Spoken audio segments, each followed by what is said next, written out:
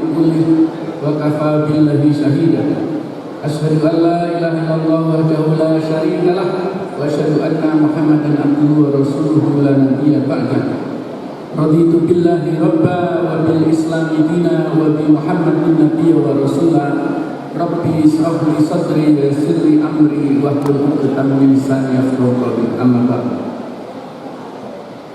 Yang kami hormati Bapak Gubernur Sumatera Barat, dalam hal ini diwakili oleh Bapak Staf Ahli Gubernur. Yang kami hormati Wakil Ketua DPRD Sumatera Barat. Yang kami hormati para, kebetulan Pak Wali Kota sudah pamit, para tokoh yang masih hadir di sini, baik dari Payakumbuh maupun 50 kabupaten 50 kota. Yang saya banggakan pimpinan wilayah Muhammadiyah Sumatera Barat beserta seluruh jajarannya, juga kepada pimpinan wilayah Aisyah Sumatera Barat. Yang saya banggakan pimpinan daerah Muhammadiyah Kota Payakumbuh, baik yang lama maupun yang baru. Demikian juga pimpinan Aisyah Kota Payakumbuh, baik yang lama maupun yang baru. Yang berbahagia seluruh warga Muhammadiyah yang hadir pada kesempatan pagi menjelang siang ini, baik dari Payakumbuh 50 kota maupun mungkin dari tempat-tempat yang lain. Pertama-tama marilah kita memanjatkan puji syukur kehadirat Allah Subhanahu wa taala, karena pada kesempatan ini kita diberi waktu oleh Allah untuk bisa, yang pertama temanya adalah silaturahim warga Muhammadiyah Payakumbuh dari 50 kota. Dan yang kedua, pengukuhan pimpinan daerah Muhammadiyah dan sekaligus perkenalan. Salawat dan salam marilah kita sampaikan kepada junjungan kita Nabi Muhammad SAW yang telah membawa ajaran Islam sehingga membawa kita dari alam kegelapan menuju alam pencerahan, dan insya Allah akan kita pegang hingga akhir hayat kita. Amin. Bapak Ibu serta adik-adik sekalian yang berbahagia, saya sangat bersyukur bisa hadir di Kota Payakumbuh. Ini untuk yang kedua kali saya kesini, tapi yang pertama dulu cuma lewat. Kebetulan ada acara dari Padang menuju Pekanbaru, makan malamnya di sini. Kebetulan ketemu juga dengan waktu itu pimpinan daerah Pemuda Muhammadiyah sekitar tahun 2000, antara 2008-2009, saya agak lupa. Jadi kurang bisa menikmati Kota Payakumbuh, termasuk sejuknya Kota Payakumbuh. Alhamdulillah untuk yang kedua kali ini saya bisa merasakan menginap semalam di Payakumbuh dan bisa bertemu secara lebih luas pada jamaah warga Muhammadiyah di Payakumbuh. Pada kesempatan ini perkenankan saya untuk menyampaikan tausiah yang sebenarnya saya agak grogi karena terus terang banyak alim ulama dan banyak cerdik pandai di Payakumbuh dan Sumatera Barat ini yang mestinya lebih layak. Saya ini di pimpinan pusat Muhammadiyah tambahan, pimpinan tambahan yang nanti resminya setelah takwil baru disahkan. Jadi ini masih, kalau istilahnya dalam mobil itu masih rayyan. Tapi karena diminta ya, masa menolak? Kita nggak boleh menolak. Apalagi yang pertama menghubungi Mas Bang Apri ya, mana itu di sana. Ya. Jadi saya ini, kalau kata Pak Mufti, saya ini pimpinan pusat Muhammadiyah Muhammadiyah yang paling sip. Maksudnya bukan sip hebat, tapi sarjana ilmu politik. Jadi kalau tadi Bapak staf ahli gubernur sudah menyampaikan strata itu, saya termasuk yang berapa tadi? 4, berapa itu? Karena saya satu-satunya pimpinan pusat Muhammadiyah yang sip. Yang lain semuanya S2, S3, bahkan profesor. Jadi kalau di PP Muhammadiyah itu agak berbeda dengan piramida orang Indonesia. Kita piramidanya terbalik. Yang banyak profesor, di bawahnya baru lulusan doktor, S3, master, yang paling sedikit S1 saya.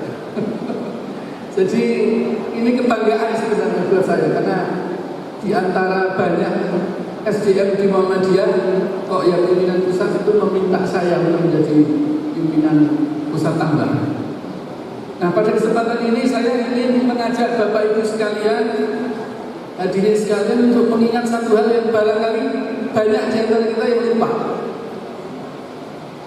Sekarang ini tahun 2023, 100 tahun yang lalu ada sesuatu yang kejadian besar yang barangkali kita semua banyak yang lupa di Muhammadiyah.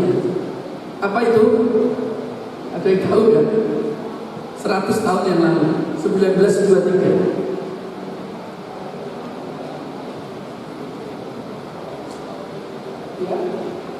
Nah, perlu saya kasih tahu supaya pada ingat. Pada tanggal 23 Februari 1923, Kiai Haji Ahmad Dahlan meninggal dipanggil.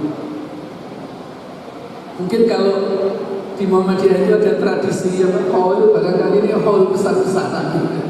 Karena ini 100 tahun. Tapi memang Muhammadiyah tidak mentradisikan itu. Karena bisa membahayakan iktikad kita. Makanya ketika Kiai Haji Ahmad Dahlan wafat, kemudian terpilih Kiai Haji Ibrahim pengganti beliau. Kiai Haji Ibrahim itu adik ipar. Beliau adiknya Nyai Haji Nyai Walidah, istri Kiai Haji Ahmad Dahlan. Maka yang dilakukan oleh Kiai Ibrahim pertama adalah melarang memasang foto Kiai Haji Ahmad Dahlan. Bukan beliau tidak cinta tidak sayang dengan Kiai Dahlan, karena kekhawatiran beliau jika nanti, ya pada waktu itu suasana mungkin belum seperti sekarang ya, kalau nanti dipasang foto Kiai Dahlan dikhawatirkan ada pengkultusan. Jadi Kiai Haji Ibrahim membuat kebijakan tidak boleh memasang foto Kiai Haji Dahlan di kantor maupun Taman Usaha Muhammadiyah.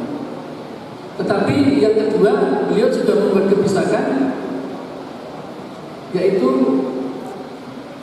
adanya program Fond Dahlan. Fond Dahlan itu ya kayak yang tadi dilakukan oleh Lazisme, beasiswa. Waktu itu yang ingin dibiayai adalah kader-kader Muhammadiyah untuk bisa bersekolah ke luar negeri. Bayangkan 1923 itu Muhammadiyah sudah berpikir ke sana, menyekolahkan kader-kadernya untuk bisa ke luar negeri, dibiayai oleh Muhammadiyah. Nama programnya adalah Fond Dahlan. Nah, pada kesempatan ini saya tidak hanya sekedar untuk mengingatkan Bapak Ibu sekalian terkait dengan kematian beliau, karena soal kematian ini soal takdir ya kan. Kiai Dahlan itu meninggal pada usia 54 tahun lebih 4 bulan. Kiai Dahlan itu saya lupa tanggalnya, tapi lahirnya itu pada tahun 1889 ya kalau salah, pada bulan Oktober. Jadi ketika beliau wafat, usia beliau masih 55 tahun kurang, atau 54 tahun lebih 4 bulan. Jadi masih relatif muda. Usia saya sekarang 51, jadi kalau tiba Kiai Dahlan ya tinggal 3 tahun lagi. Jadi Kiai Dahlan itu mendirikan Muhammadiyah 11 tahun sebelumnya. Artinya usianya berarti sekitar 43 tahun. Ya kira-kira sama dengan ketua berapa? 43 ya, sama. Kiai Dahlan mendirikan pertama kali Muhammadiyah itu pada tahun 1912 itu pada umur usia 43 tahun. Relatif muda lah menurut saya.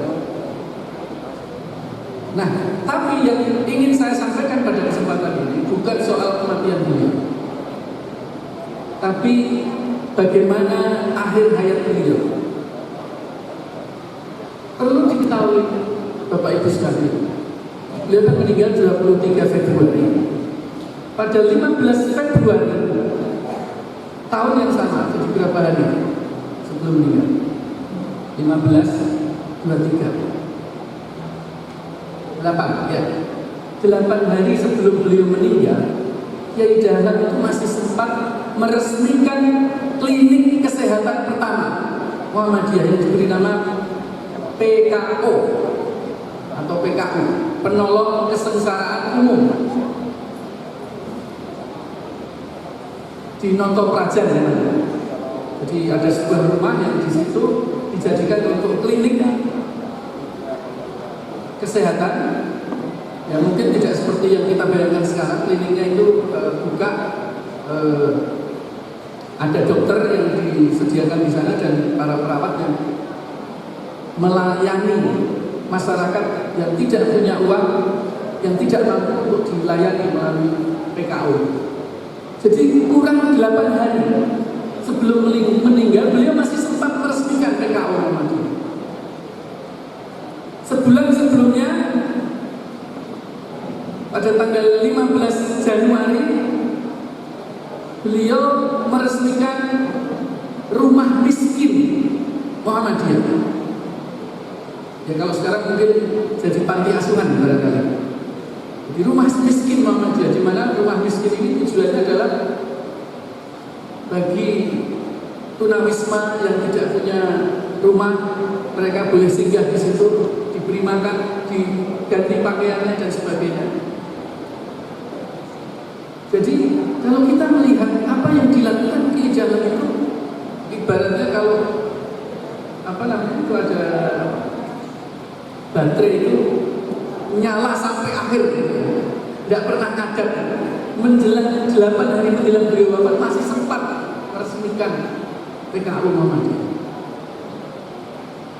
Padahal kita tahu Kiai Dahlan itu sakit sudah setahun sebelumnya. Beliau sakit paru-paru dan sempat diminta untuk istirahat di daerah Jawa Timur, kalau nggak salah di Tretes, Jawa Timur. Karena sakit paru-paru ini kan harus berada di tempat yang sejuk. Ya mungkin kalau di Sumatera barangkali cocok di Bukit Tinggi atau di mana, di Payakumbuh ini barangkali. Jadi beliau waktu itu dibawa ke Tretes untuk istirahat. Tapi apa yang terjadi? Bukannya istirahat, tapi malah berdakwah. Sehingga akhirnya bukan kesembuhan, tapi tetap sakit. Sehingga akhirnya karena belum tidak kunjung sembuh, beliau minta untuk kembali ke Jogja. Bahkan dalam kondisi sakit yang sudah agak parah, sudah diperingatkan oleh dokter, beliau masih sempat-sempatnya untuk rapat-rapat Muhammadiyah. Ya termasuk untuk persiapan pendirian rumah miskin maupun rumah klinik. Sampai Nyai Dahlan itu melarang beliau. Kiai sudahlah, Kiai ini kan sakit, jadi jangan dulu terlalu banyak beraktivitas. Kiai Dahlan bilang begini, kemarin ada setan dalam bentuk dokter, sekarang ada setan dalam bentuk istri saya. Jadi jawabannya, yang melarang saya untuk menyelesaikan tugas saya sebagai pimpinan Muhammadiyah. Saya ingin akhir usia saya ini benar-benar menyelesaikan tugas di Muhammadiyah. Karena saya tidak ingin saya meninggalkan sesuatu yang belum tuntas. Dan itu terbukti setelah beliau wafat, hampir semua yang kita kerjakan sekarang di Muhammadiyah itu adalah turunan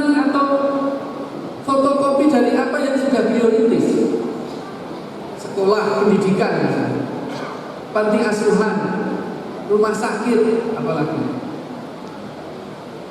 Jadi hampir sebagian besar yang kita lakukan sekarang di Muhammadiyah itu adalah melanjutkan apa yang sudah dirintis oleh Kiai Dahlan. Jadi kalau dihitung amal jariah, maka saya tidak tahu berapa besar amal jariah Kiai Dahlan. Begitu tadi mau launching apa tadi? Rumah Quran. Kiai Dahlan dapat jariahnya dari kegiatan tanpa mengurangi jariah Bapak Ibu sekalian yang sudah berusaha mendirikannya. Kalau nanti ada yang mendirikan klinik, Kiai Dahlan dapat bagian jariah dari amal usaha yang dibangun oleh Muhammadiyah. Jadi kalau bicara amal jariah barangkali nggak tahu hitungannya berapa yang diperoleh oleh dia. Kemudian yang kedua, kita sebagai orang Muhammadiyah juga sangat ya kita bayangkan kalau seandainya tidak ada Muhammadiyah, mungkin nggak kita membangun sekolah itu sendiri? Mungkin kita harus jadi orang kaya dulu untuk bisa membangun sekolah. Mungkin kita harus jadi konglomerat dulu untuk bisa membangun universitas, rumah sakit dan sebagainya. Tetapi karena kita bergabung dalam Muhammadiyah, bahkan hanya Rp1.000 pun tetap bisa dimanfaatkan untuk beramal. Dan kemudian terjadi, ya ibaratnya kita ini, kalau amal jariah sendiri, barangkali kita cuma sebotol air yang kita pakai untuk menyiram pot bunga, cukup banyak untuk itu. Tapi ketika kita bersama-sama, maka sebotol air ini dikumpulkan dalam sebuah kolam besar, bahkan mungkin telaga, bahkan mungkin sungai, dan itu dampaknya sangat luar biasa. Inilah apa yang sudah dilakukan oleh Kiai Dahlan 100 tahun yang lalu. Alhamdulillah, kalau kita sekian saat ini bukannya menyuruh, tetapi justru berkembang semakin membesar dan tidak mengurangi mereka atau kita yang saat ini mengurangi amal yang saat ini kita lakukan. Oleh karena itu, Bapak Ibu sekalian, apa yang menjadi peninggalan atau apa yang menjadi teladan dari Kiai Dahlan ini, mari coba kita hidupkan. Tadi dari Ketua PDM sudah menyampaikan dengan penuh semangat, kalau bisa hingga akhir zaman, besok kiamat kita masih rapat untuk Muhammadiyah. Ya, semua itu bisa saja terjadi, tetapi kita tetap harus ingat bahwa pada akhirnya semuanya itu ada waktunya. Kalau manusia itu ada batas waktunya. Jelas, Kiai Dahlan 54 tahun atau 4 bulan. Saya belum tahu berapa. Nabi Muhammad 63 tahun. Dan umat Nabi Muhammad ya rata-rata paling 100 tahun yang maksimal. Walaupun lebih dari itu terlalu berat. Hidup di usia di atas 100 tahun itu menurut saya lebih banyak penderitaannya. Itu batas usia manusia.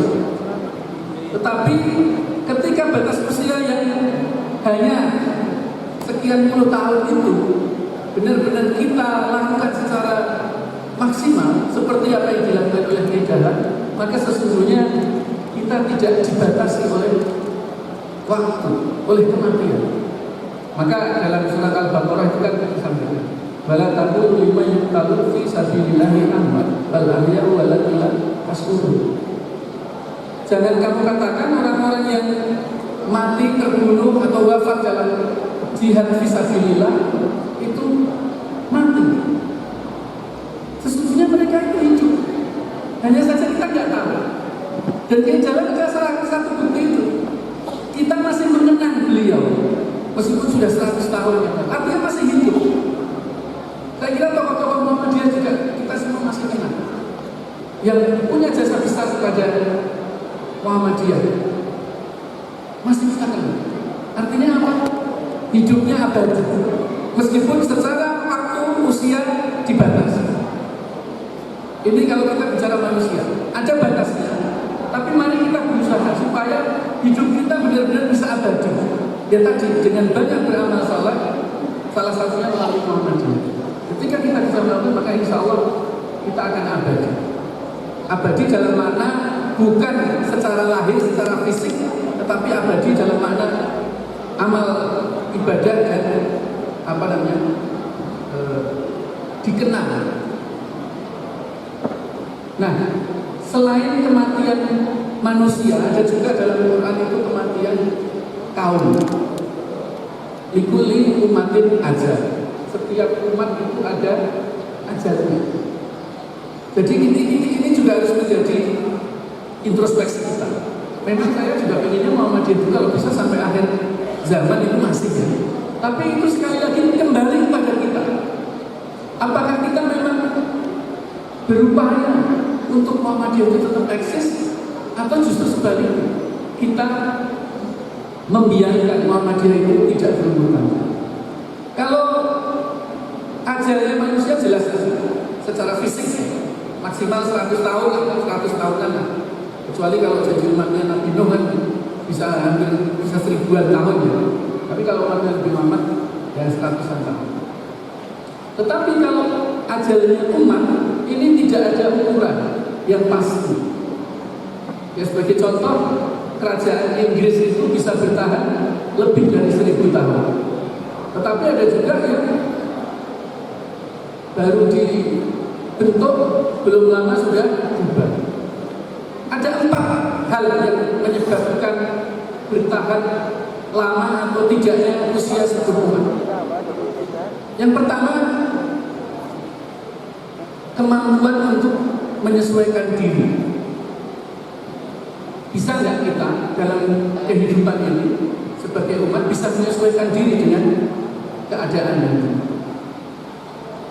Mungkin Bapak Ibu sekalian masih ingat awal atau akhir tahun 19 atau abad 19 abad 20 ya, tahun 95-an itu ada dulu namanya pager ya, ingat ya. Pager itu mirip bukan seperti handphone. Kalau handphone kan bisa buat telepon, jadi dia hanya digunakan untuk kirim pesan melalui tulisan. Saya ingat betul itu sekitar tahun 95-an sampai 2000 menjelang reformasi itu, pager itu menjadi alat yang sangat tren pada waktu itu. Jadi menggantikan telepon. Tetapi ternyata pager ini tidak bisa bertahan lama karena dia tidak bisa menyesuaikan diri. Akhirnya muncullah teknologi baru yang disebut handphone. Handphone yang terkenal pertama itu mungkin Bapak Ibu sudah masih ingat, ada namanya Nokia ya. Nokia itu produk dari Finlandia. Tapi sekarang ini Nokia sudah, saya nggak tahu, mungkin masih ada tapi sudah tidak eksis lagi. Jadi ketidakmampuan Nokia untuk menyesuaikan diri akhirnya dia tergerus oleh zaman. Jadi Muhammadiyah juga harus begitu. Ketika Muhammadiyah tidak bisa menyesuaikan diri dengan keadaan, maka bisa saja kita akan tergerus oleh zaman. Dan ingat, justru yang kadang-kadang tidak bisa menyesuaikan diri itu bukan yang kecil, justru yang sudah terlanjur besar. Kan waktu es mencair itu yang justru selamat bukan binatang-binatang yang besar, tapi justru binatang-binatang kecil. Sementara binatang-binatang yang besar tidak mampu menyelamatkan diri sehingga akhirnya musnah. Jadi kita juga harus hati-hati, jangan terlalu bangga dengan kebesaran kita. Alhamdulillah Muhammadiyah sudah menjadi organisasi yang cukup besar ya. Kalau tidak salah perguruan tinggi Muhammadiyah itu saat ini tercatat 172 kalau tidak salah, 172 perguruan tinggi seluruh Indonesia. Saya nggak tahu kalau pemerintah berapa ya perguruan tinggi. Bisa jadi hampir sama, malah bisa jadi lebih banyak Muhammadiyah. Tetapi kita juga harus hati-hati. Kalau kita tidak bisa menyesuaikan diri, bisa tergerus. Amal usaha yang jumlahnya cukup banyak. Yang kedua, ini juga ada hubungannya dengan ketidakmampuan menyesuaikan diri, tetapi ini lebih parah, yaitu adanya konflik. Jadi ketika umat itu tidak bisa menjaga persatuan dan kesatuan, konflik, maka disitulah akhir dari kehidupan umat. Dan saya kira sudah banyak contohnya.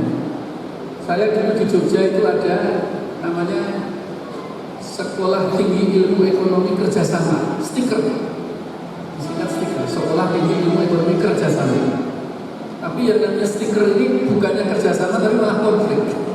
Sehingga akhirnya bangunan yang megah, dan kayaknya saat ini masih ada bangunannya, akhirnya kosong melompong. Karena konflik, kemudian keputusan atau pengelola yayasannya ini bubar, sehingga mangkrak bangunan stiker. Atau kita bisa mengambil contoh, ada negara yang barangkali Bapak Ibu sekalian mungkin kalau usia kita di atas 40 mungkin masih ingat kan? Ada namanya negara Yugoslavia yang presidennya sangat terkenal, namanya Broz Tito. Broz Tito itu dulu termasuk salah satu penggagas non-blok ya, bersama Bung Karno, kemudian siapa dari India, Jawaharlal Nehru, kemudian juga dengan Jamal Abdel Nasser dari Mesir. Tetapi begitu Broz Tito meninggal, sekitar saya lupa tahun 80-an ya, beliau meninggal, Yugoslavia yang dulunya bersatu itu akhirnya pecah karena konflik.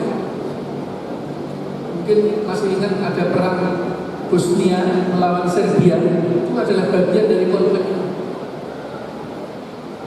Sekarang Yugoslavia sudah tidak ada, menjadi negara-negara kecil. Jadi konflik ini menjadi salah satu persoalan. Oleh karena itu kita sebagai warga Muhammadiyah jangan sekali-kali konflik. Semua masalah bisa diselesaikan kalau kita bisa berkepala dingin, menyelesaikan masalah, berhati dingin dan berkepala dingin. Tapi kalau yang dikedepankan adalah ego masing-masing, maka kita akan terjebak pada konflik dan itu akan membawa perpecahan. Kita ingat dulu juga ada Syarikat Islam. Syarikat Islam itu dulu organisasi yang cukup besar, termasuk pelopor awal. Tapi kemudian terjadi konflik. Mungkin masih ingat ada SI merah dan SI putih. Konfliknya karena disusuri oleh komunis, sehingga akhirnya pecah SI itu, dan kemudian ada pecahannya itu yang SI merah menjadi Partai Komunis Indonesia. Artinya ini konflik yang kemudian dalam perkembangannya SI tidak lagi menjadi organisasi besar, meskipun sampai sekarang masih ada. Tapi kebesaran yang dulu pernah dibawa SI sudah menjadi masalah. Nah, oleh karena ini Muhammadiyah harus belajar dari ini. Jangan sekali-kali kita terjebak dalam konflik. Usahakan sebisa mungkin kalau ada konflik diselesaikan. Yang ketiga, yang barangkali ini juga penting, tadi kan menyesuaikan diri, konflik. Ini yang ketiga masih ada hubungan mismanagement. Mismanagement ini adalah ketidakmampuan kita untuk mengelola. Bisa jadi tidak konflik, bisa jadi tidak pecah, tapi kita salah dalam mengukur. Ya mohon maaf, misalnya ada sebuah perusahaan yang lebih besar pasak daripada tiang, sehingga akhirnya setelah berhutang besar dia tidak punya perhitungan bagaimana mengembalikan itu, sehingga ini menjadi mismanagement. Ini berlaku pada siapa saja. Negara yang mengalami kolaps karena hutang itu ada juga.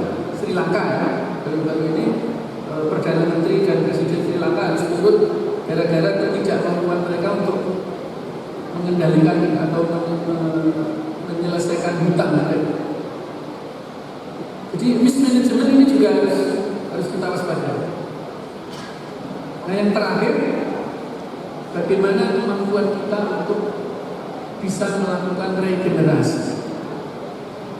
Karena usia organisasi itu akan selalu muda kembali kalau ada regenerasi.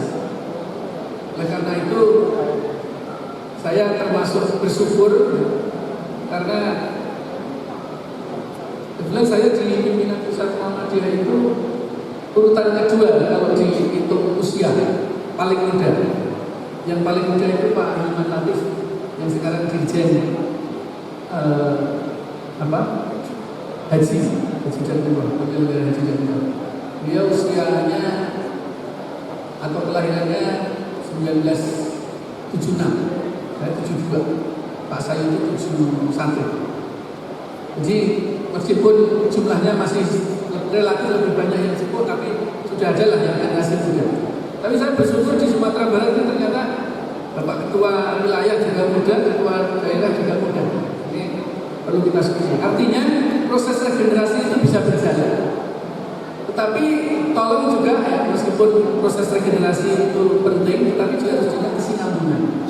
Jadi saya masih melihat hubungan antara yang senior dan junior masih berjalan dengan baik. Ini penting karena yang tua itu banyak pengalaman, yang muda itu banyak tenaga. Nah ini kalau dipadukan menjadi luar biasa.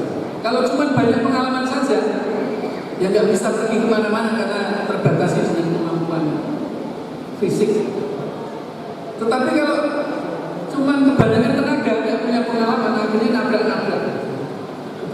Banyak kelirunya, dikit-dikit salah karena nggak punya pengalaman. Nah, karena ini harus dipadukan antara pengalaman dengan kedinamisan.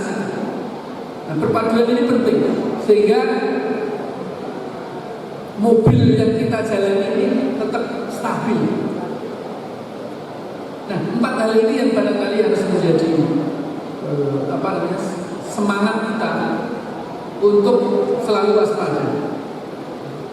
Pertama tadi, jangan sampai tidak bisa menyesuaikan diri. Ini mohon maaf, mungkin sekedar informasi. Jadi kemarin saya ketemu beberapa hari yang lalu ketemu Ketua Jasmen PP Muhammadiyah. Saya lupa kayaknya SMP atau SMA itu di Muhammadiyah itu ada sekitar 5 ribuan. Ke SMP Muhammadiyah sebanyak 5 ribuan. Tetapi dari 5 ribu itu ada 3 ribu yang siswanya kurang dari 100. Artinya kalau siswa kurang dari 100 itu secara keekonomian agak berat. Jadi memang kita nggak boleh hanya melihat dari sisi jumlah ya, kualitas itu juga penting. Dan yang benar-benar sehat dalam arti sekolahnya itu benar-benar itu hanya 10%. Ya sekitar kalau 5.000 berarti ada 500. Jadi jumlah sekolah yang kondisinya kurang sehat dan 5.000 itu kan berarti hampir 60%. Nah, ini perlu menjadi keprihatinan kita juga. Nah, kalau boleh saya katakan, bisa jadi kemampuan kita untuk beradaptasi ini yang mungkin harus diuji. Jadi ini sekedar gambaran kepada Pak Staf Ahli Gubernur ini. Jadi di beberapa daerah itu ada tren yang terbalik. Seingat saya dulu, saya kebetulan SMP-nya Muhammadiyah, SD Muhammadiyah, SMP Muhammadiyah, SMA Muhammadiyah. Cuma perguruan tingginya enggak Muhammadiyah. Jadi dulu orang masuk SMP Muhammadiyah atau SMA Muhammadiyah itu karena tidak diterima di SMP atau SMA negeri. Termasuk SD juga tidak diterima di SMA negeri, SMA SD negeri. Baru kemudian ke Muhammadiyah. Sekarang ada tren yang justru terbalik, terutama SD. Banyak orang tua murid yang justru ingin menyekolahkan anaknya ke sekolah-sekolah swasta yang dianggap unggul. Sementara sekolah SD negeri itu jumlahnya sekarang relatif mungkin karena anggaran 20% itu ya, anggaran pendidikan 20% sudah relatif menjangkau. Ya mungkin di pedalaman-pedalaman yang mungkin memang masih kesulitan. Tapi rata-rata di kota kabupaten itu relatif SD negeri itu relatif sudah mencukupi. Bahkan beberapa di Jakarta itu SD negeri itu kekurangan murid. Saya nggak tahu kalau di Payakumbuh ini kondisinya gimana. Jadi SDG ini juga kekurangan. Sementara animo masyarakat menyekolahkan ke sekolah swasta, khususnya sekolah-sekolah yang dianggap punya keunggulan, itu justru lebih besar. Nah ini yang mungkin juga tren ini juga harus ditangkap oleh warga Muhammadiyah. Jangan hanya ya artinya dakwah kita ini harus merata. Dakwahnya jangan hanya pada yang miskin saja, yang kaya juga harus didakwahi. Kadang-kadang kan kita lupa kalau orang sudah kaya nggak perlu didakwahi. Justru harusnya kita seimbang, semuanya didakwahi. Nah, melalui sekolah-sekolah Muhammadiyah yang unggul itu juga salah satu cara kita berdakwah kepada masyarakat Muslim yang relatif secara ekonomi sudah mampu. Nah, ini sebagai gambaran tadi, bagaimana 4 hal tadi harus menjadi keyakinan. Bapak Ibu sekalian, ini kita sampai jam berapa ini? Waktu dulu jam berapa? Iya. Semboyan kita di Muhammadiyah itu kan wal takum minkum ummatu yad'una ilal khair wa ya'muruna bil ma'ruf wa yanhauna 'anil munkar wa ulaika humul muflihun. Insyaallah yang kita lakukan ini akan membawa keberuntungan. Muflihun beruntung. Jadi tentu keberuntungan di sini maknanya lebih tidak hanya sekedar beruntung secara materi, tetapi keberuntungan yang abadi.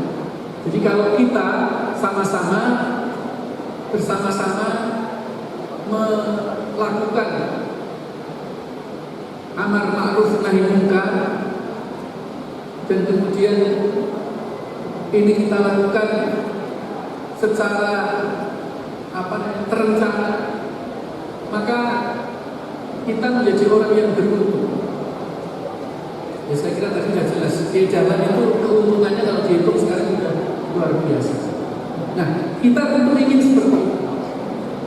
Oleh karena itu, keberuntungan ini hendaklah benar-benar kita jaga dan kita pertahankan. Muhammadiyah sudah berusia 1 abad lebih tepatnya 111 tahun sejak didirikan 1912. Sekarang sudah 2023. Kita tidak tahu apakah di abad berikutnya Muhammadiyah akan tetap eksis atau tidak. Tentu ini akan kembali kepada kita semua.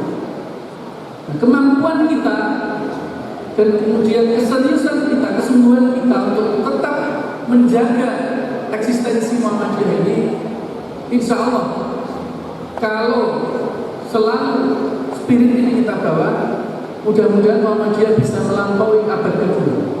Bahkan tidak sekedar abad kedua, mungkin abad ketiga, keempat dan seterusnya. Ya seperti yang disampaikan Ketua PDIP.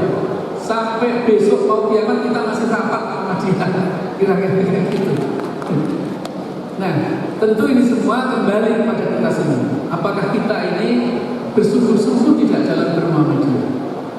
Karena jelas Allah itu kalau kita bersungguh-sungguh kita akan untung.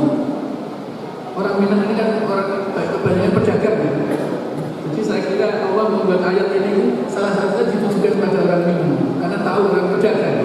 Jadi pedagang itu selalu yang dijadikan tujuan adalah untung kan? Kan orang-orang Quraisy itu juga pedagang, makanya ayat ini sesungguhnya sangat kontekstual. Keuntungan itulah yang bisa mendorong semangat itu. Tapi tentu keuntungan yang diberikan bukan sekedar fisik, tetapi lebih dari itu adalah keuntungan ukhrawi. Sehingga apa yang menjadi cita-cita kita sesuai dengan yang menjadi tercatat dalam mukadimah anggaran dasar Muhammadiyah itu sebutkan bahwa Muhammadiyah ini diharapkan bisa membawa kita pada pintu gerbang Jannatul Na'im. Pintu gerbang Jannatul Na'im. Ada yang menanyakan itu cuma sampai pintu gerbang atau benar-benar masuk? Ya, Muhammadiyah sebagai organisasi sampai jembatan pintu gerbangnya saja. Tapi Islam lah yang kemudian membawa kita masuk kepada Jannatul. Kira-kira gitu. Baiklah, saya kira sudah cukup yang ingin saya sampaikan. Sekali lagi selamat kepada pimpinan daerah dulu, selamat ini saya berikan kedua pihak. Yang lama, kalau yang lama ini selamat beneran. Kenapa saya katakan selamat? Artinya sudah bisa menyelesaikan amanah, ya kan? Berarti kan selamat. Nah, kalau yang baru itu saya berikan selamat bekerja. Selamat bekerja mengemban amanah. Semoga diberi kemudahan, kelancaran, kesuksesan, apalagi kekuatan, dan yang lebih penting adalah keselamatan hingga tugasnya bisa diselesaikan. Saya kira itu saja yang kita sampaikan. Nasrul minallah wa fathul qarib wa basyiril mu'minin. Assalamualaikum warahmatullahi wabarakatuh.